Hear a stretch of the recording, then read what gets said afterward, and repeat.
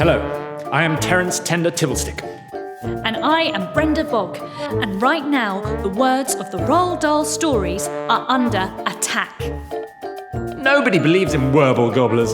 It's like saying you believe in dragons, or fairies, or three-headed unicorns. Page 1. Sophie couldn't sleep. A brilliant moonbeam was slanting through a gap. A person who has good thoughts It was cannot shining ever right be onto happy. her pillow. You can have a wonky nose and a crooked Page mouth, and a double 14. chin and stick out teeth. The mountain was dark blue, and all around it the sky was flashing and glistening. A dreamy said, as it goes You can play a lot of tricks with a glass Tiny eye, little because you can fuzzy take it out and pop it back in again Human anytime beings you is like. thinking they is very clever, but they is not. Imagine no child ever again being able to read page 35.